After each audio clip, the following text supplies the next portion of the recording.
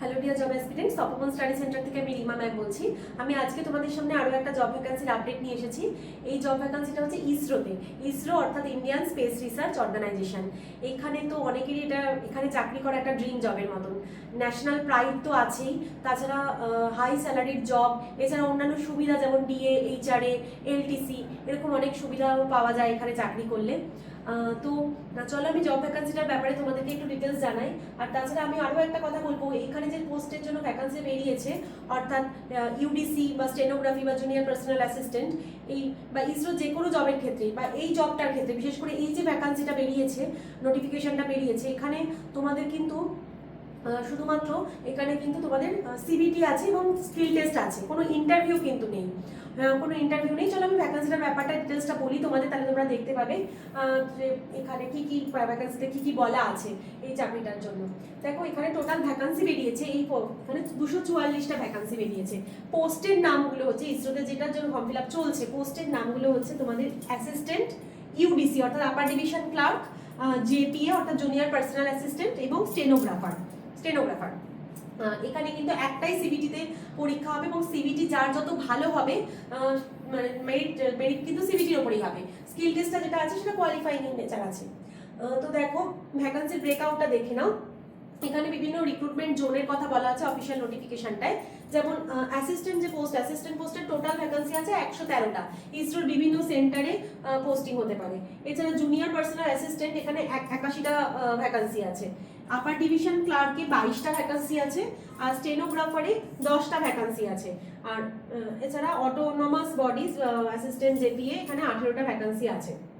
তো এইভাবে ভ্যাকান্সিগুলোকে recruitment zone wise ভাগ করেছে। আমি জোন ওয়াইজ তোমাদের দেখিয়ে দেবো যে কিরকম ভ্যাকান্সি আছে। যেমন প্রথম কথা যেটা বললাম যে 113টা ভ্যাকান্সি আছে অ্যাসিস্ট্যান্ট পোস্টের জন্য।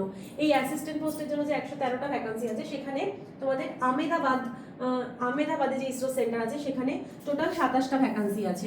UR 10, OBC 6, SC 2, ST 7, EWS 2। ব্যাঙ্গালোরে total number of vacancy assistant 26, UR 14, OBC 3, SC 5, ST 3, EWS 1. Hyderabad total number of vacancy 13 assistant পোস্টের জন্য, UR 7, OBC 2, SC 3, ST 0, EWS 1.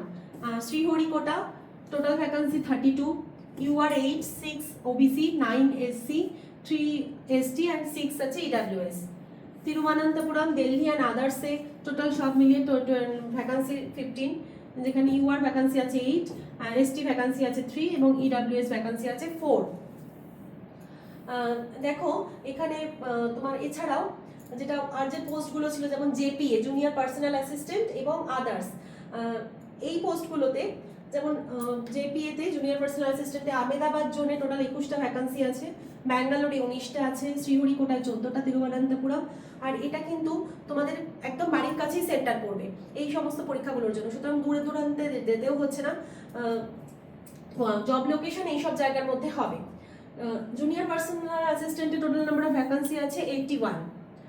UDC upper division clerk Bangalore বা department of space, সেখানে total number of vacancy আছে 22টা। Stenographer Bangalore department of space, total vacancy 10। Autonomous bodies Ahmedabad, Sriharikota, Thiruvananthapuram, total number of vacancy আছে 80। এটা বলা হচ্ছে যে জুনিয়র পার্সোনাল অ্যাসিস্ট্যান্ট এবং আদার্স পোস্টের জন্য। নেক্সট স্লাইডে বলা হচ্ছে যে শিক্ষাগত যোগ্যতা কি লাগবে। দেখো দুটো ভাগে ভাগ করা হয়েছে। একটা হচ্ছে যে অ্যাসিস্ট্যান্ট ইউডিসি এবং জেপিএ স্টেনোগ্রাফার, এই দুটোর কোয়ালিফিকেশন দেওয়া হয়েছে। কিন্তু একজন কিন্তু অনেকগুলো ফর্ম অ্যাপ্লাই করতে পারো, একজন চাইলে সবকটা পোস্টের জন্যই কিন্তু আলাদা আলাদাভাবে অ্যাপ্লাই করতে পারো। যেখানে বলা হচ্ছে যে অ্যাসিস্ট্যান্ট বা ইউডিসি পোস্টে যদি অ্যাপ্লাই করো তাহলে তোমাদের শিক্ষাগত যোগ্যতা থাকতে হবে মিনিমাম 60% মার্কস ইন গ্র্যাজুয়েশন, আর যাদের গ্রেডেশনে তোমাদের মার্কস দেয় তাদেরকে 6.32 মিনিমাম পেতে হবে সিজিপিএ আউট অফ 10। এর সাথে প্রফিসিয়েন্সি অফ কম্পিউটার ইউজেজ জানতে হবে, অর্থাৎ স্নাতকে 60% নাম্বার এবং তার সাথে কম্পিউটারে কাজ করার দক্ষতা থাকলেই কিন্তু অ্যাসিস্ট্যান্ট বা ইউডিসি পোস্টে অ্যাপ্লাই করতে পারা যাচ্ছে। এবং জুনিয়র পার্সোনাল অ্যাসিস্ট্যান্ট বা স্টেনোগ্রাফার এই পোস্টে অ্যাপ্লাই করতে গেলে মিনিমাম কোয়ালিফিকেশন লাগবে, গ্র্যাজুয়েশন থাকতে হবে উইথ 60% মার্কস, অথবা ডিপ্লোমা থাকতে হবে ইন কমার্শিয়াল আর সেক্রেটারিয়াল অ্যাসিস্ট্যান্ট, এই সমস্ত ক্ষেত্রে ডিপ্লোমা যাদের আছে তারা অ্যাপ্লাই করতে পারবে। প্লাস তার সাথে কিন্তু 1 ইয়ার এক্সপিরিয়েন্স লাগবে as steno typist, plus 60 WPM steno speed থাকতে হবে। অর্থাৎ জেপিই বা স্টেনোগ্রাফার অ্যাপ্লাই করতে হলে কোয়ালিফিকেশন, এডুকেশনাল কোয়ালিফিকেশনের পাশাপাশি কিন্তু 1 ইয়ার এক্সপিরিয়েন্স লাগছে এবং তার সাথে 60 word per minute steno speed লাগছে। আর এই ডিপ্লোমাটা কিন্তু কমার্শিয়াল বা সেক্রেটারিয়াল প্র্যাকটিসের ডিপ্লোমা থাকতে হবে। নেক্সট এবার চলে আসছি এজ লিমিটে। এজ লিমিট যেটা বলা হচ্ছে যে ইউআর বা ইডব্লিউএস এর জন্য এই সমস্ত পোস্টে অ্যাপ্লাই করতে গেলে ম্যাক্সিমাম এজ লিমিট হতে হবে 28 বছর অ্যাজ অন 16/8/2026, 16ই অগস্ট 2026 অনুযায়ী এই বয়সটা ক্যালকুলেট করা হবে। ওবিসি পোস্টের জন্য ম্যাক্সিমাম এজ 31 বছর এবং এসসি এসটি পোস্টের জন্য ম্যাক্সিমাম এজ সর্বোচ্চ বয়স 33 বছর। তোমরা যে ক্যালকুলেটর পাও ফোনের ক্যালকুলেটরে তোমরা এই ডেটটা দিয়ে দেখে নেবে, আর তোমাদের ডেট অফ বার্থ থেকে এই ডেটটা অবধি ডেট ক্যালকুলেট করে দেখে নেবে যে তোমাদের বয়সটা কত বছর হচ্ছে। নেক্সট যেটা বলার যে ইম্পর্টেন্ট ডেটস, ফর্ম ফিল আপটা শুরু হয়েছে 27শে জুলাই থেকে এবং ফর্ম ফিল আপটা চলবে 16 অগস্ট অবধি চলবে, 16 অগস্ট। ওকে, আর এক্সামের ডেট এখনো অ্যানাউন্স করেনি, ওয়েবসাইট থেকে পরে তোমরা জানতে পেরে যাবে। আর খুব আরেকটা ভালো কথা যে এখানে কিন্তু এক্সাম খুব তাড়াতাড়ি হয়, এক্সাম হওয়ার একদম 3 দিনের মধ্যেই কিন্তু ইসরো অ্যান্সার কি প্রকাশ করে দেয়। তারপরে 5 দিনের মধ্যে তোমরা করতে পারো হচ্ছে যে কোনো অবজেকশন থাকলে সেটা 5 দিনের মধ্যে হয়ে যায় এবং খুব তাড়াতাড়ি কিন্তু রেজাল্ট আউট হয়ে যায়।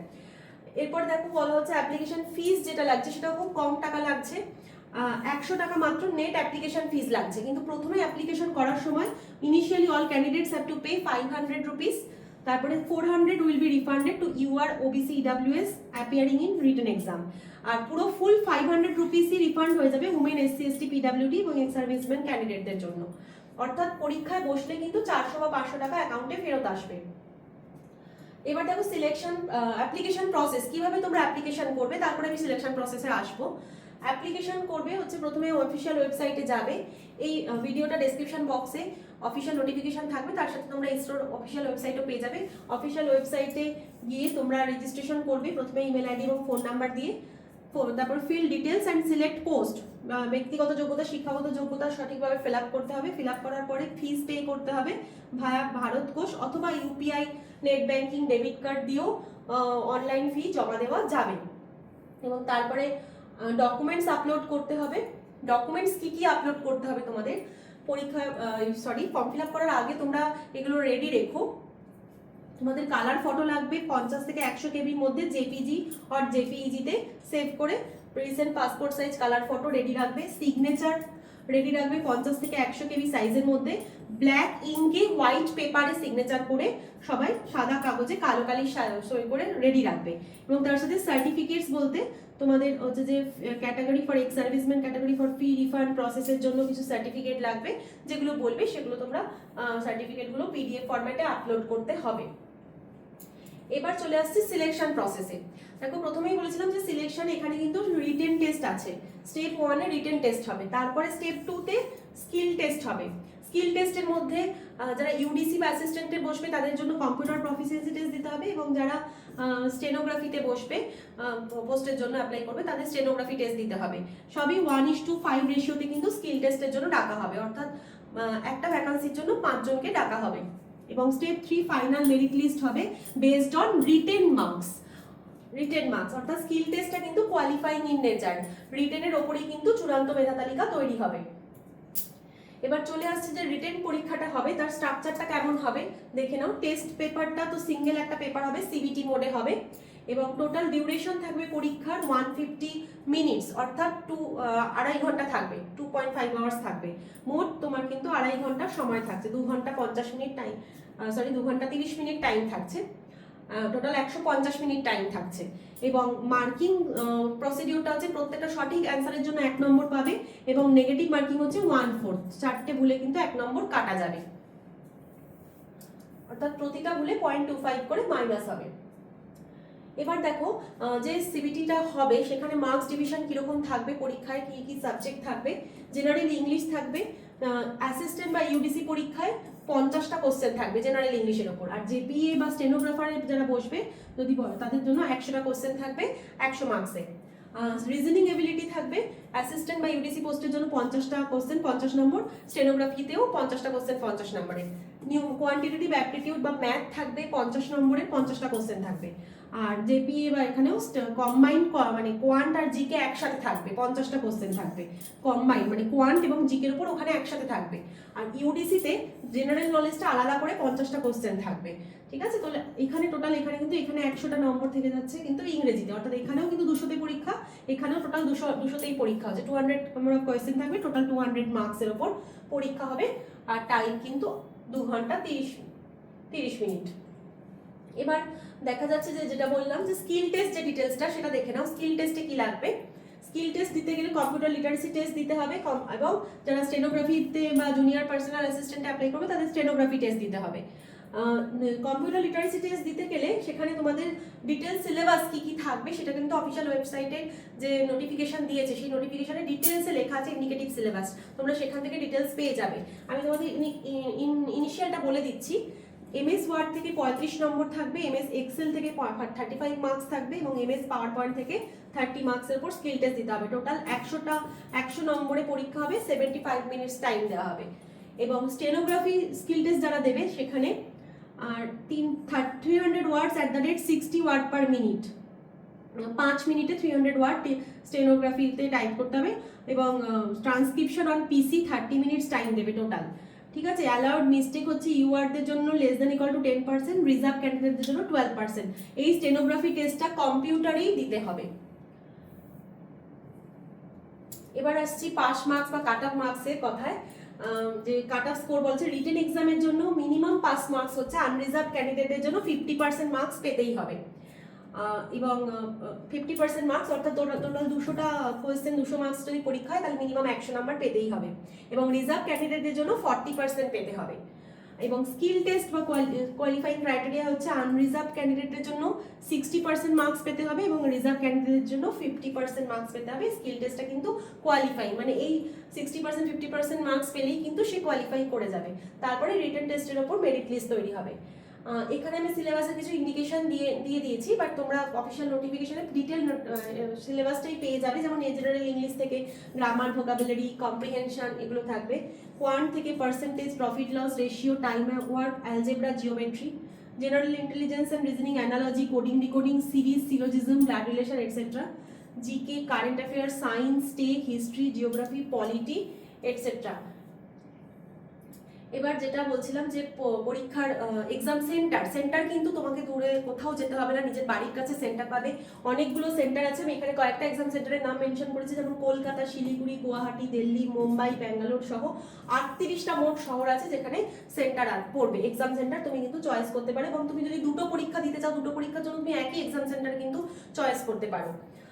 এবং তোমরা ফর্ম ফিল আপটা করবে isro.gov.in এই ওয়েবসাইট থেকে। তো অবশ্যই যারা যারা এলিজিবল তাদেরকে বলবো পরীক্ষার ফর্মটা ফিল আপ করতে।